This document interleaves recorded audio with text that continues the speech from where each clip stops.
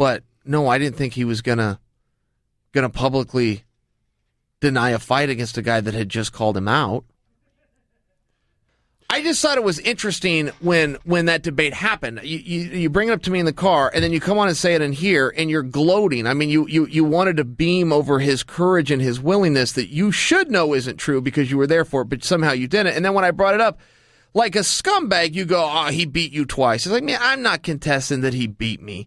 The debate here was his willingness that this all go out. I mean, it's been made public that he couldn't get the Jones fight done. Like a scumbag. The one time you get ruffled up in here, you've got to call me a scumbag. Now, I'm fair game. And for most of the time, I was fair game for a nickel. And now I'm fair game for a dime. What's that expression mean? You know, it doesn't have to mean anything. Well, I need to know what the nickel means. It doesn't have to mean anything. My point is that... Why did you say nickel? It's a reference to... You run me over all the time, brother. I take it. Yeah, is this part of the gimmick or whatever the hell we're doing in here? Now you want to be real with this thing because you're pissed off. And you want to be real with this thing because you call me a scumbag. Now I'm a scumbag up in here when I got your back every way there is to get your back. And then you want to call me a scumbag because you keep running this thing back and running this thing back. I mean, goddamn, son. Why'd you say nickel? What did nickel mean in relation to the dime? I don't know. It was just a point that it could be a nickel or a dime. You're the one running me over all the time, and and a lot of times it is funny, but a lot of times it's not. You know, a lot of times I go home and I'm like, you know what? He didn't have to do that. I mean, we go on a trip together. We have a good time together. There's all sorts of things you could talk about other than humiliating me. Which you think that's fun, and somehow you've convinced me that, hey, it's a part of the show and that people loved it. Man, I don't know about that, but I do know because you're pissed off about a comment that I made about Anderson. You're going to have a field day with it. So go ahead, son, have a field day with it. I just want to know why you said nickel because I want to get the reference. Is that an expression for something that I don't know? No, it's something I just said. It just fell out of my face. Do you think that possibly there's an argument there then to what I'm saying? That if you're going to come on, the buffoon, the barbarian, it's fair that that's what needs to come out because the only other way to go with it, are you a sophisticated, I mean, you come on all the time, you say fighter's name wrong. You get these little details wrong. You said the Anderson thing wrong. I got you to run it back 5 seconds later. So, what do you propose? If we don't go with the barbarian side of Joel, what side do we go with? I don't really fucking care. Go with any fucking side you want. Are you going to tell me what nickel means?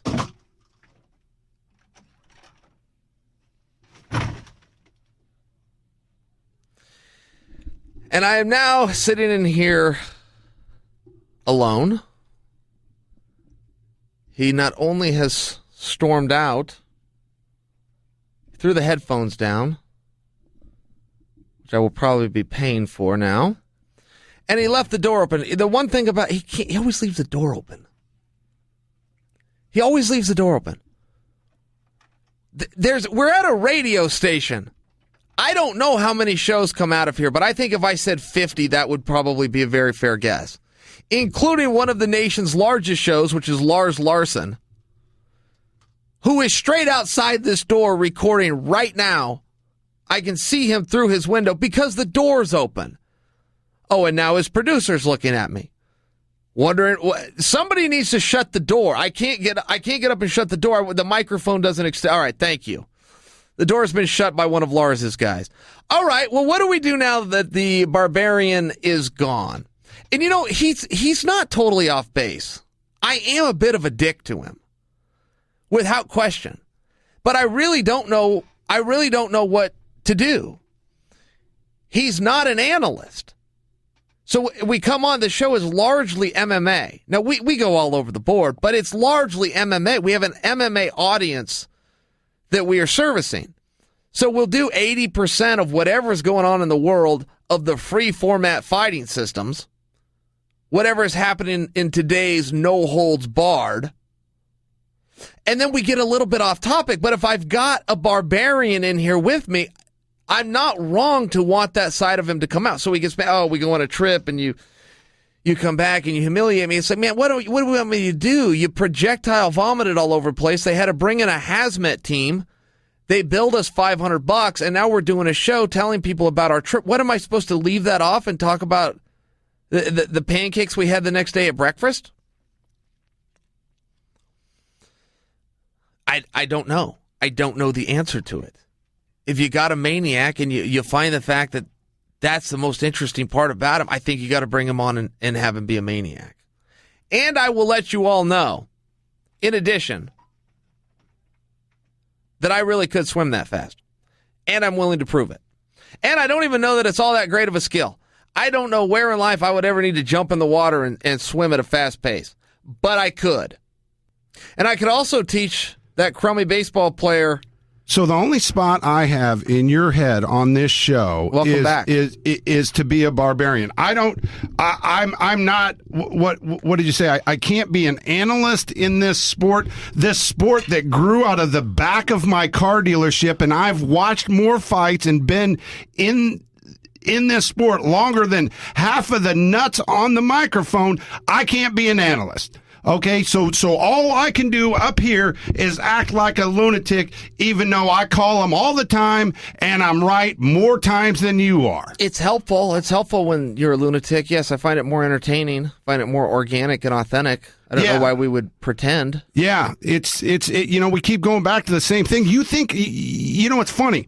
If I could dance, I'd been making $250,000, $500,000 a year dancing for those mullets at the car lot, but I can't because they're all scumbags. All of them, just like the scumbags in Kankakee, Illinois that I went and met with that we're going to do the Kankakee show, and just like scumbags that they are, they said one thing and did another. So I'm going to come up here so I can get a little bit of microphone time and be on your show with 500,000 people and act like a maniac because you think that's all I can do, but you'll give anybody an opportunity to do anything in the world but your bro that backs you through thick and thin? That's it? Well, Daddy, I'm not that guy, okay? I'm not that guy. What did nickel mean earlier? So if this is the end of the dog and pony show we've been running up here for 6 months, man, I'm good with that. But you got to come off this the only thing this guy can do is act like a lunatic. Man, I'm real. And the people have connected to me with this show because I am real.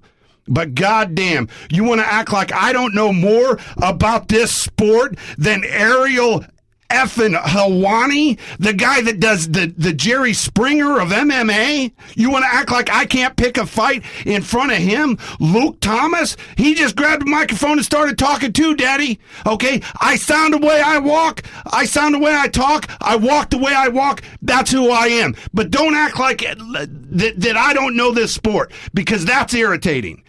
That is goddamn irritating. I gave so many people an opportunity to run in this sport and back them and everything, and for you to sit up here and come up here and throw darts at your buddy, that's bullshit, man. And it ain't right. And if it ends today, it ends today. I don't fucking care. Now that's real shit, and that's a shoot. So whatever he does after this, I don't fucking care. Except we got to do that Kankakee show. Did you compare your abilities a moment ago to that of Ariel Helwani? Do I know as much about this sport as Ariel? Absolutely, 100%. 100%. Didn't you make a statement at the opening of this show that we then proved to be factually inaccurate? Didn't you get names of fighters wrong, left and right, that we have to correct? Now, you and I are saying the same thing, even though you're shouting about it, that people have connected to you because you are real. But to act as though I didn't help to bring that realness out by telling your real stories and getting you to open up about your life that is different than the norm, that's what the connection is. That's proving my point that the barbaric crazy Joel that you say I'm throwing stones at, they're interesting stories. In many ways, you're living a life that a lot of other people want to live. You're just confident enough to live a life of irresponsibility, but there's still something entertaining there. I feel like we're on the same page. Nah, we ain't. We ain't even close. Do you really think you're better at this than Ariel Helwani? Yeah, 100%. That guy didn't do anything. What? Because I can't say everybody's name. That guy knows more about this sport than me. Hell no. How are you defining no? How are you defining no about the sport? All that guy knows what to do is stir the pot. Hey, you said this about this, and that guy said this about this. Man, these guys are going to fight anyway. Let them run. Define knowing about the sport for me. Do you mean that you're able to look at two guys that are going to fight and then pick the winner? Or what do you mean about know about the sport? Everything. What don't I know about the sport? That's what I'm asking you. What do you mean when you say you know about the sport? Like, historically, I would say that your fact checker is way off. I would say that you continually rewrite history. Why is that on? I don't even know. Would you like me to turn it off for you?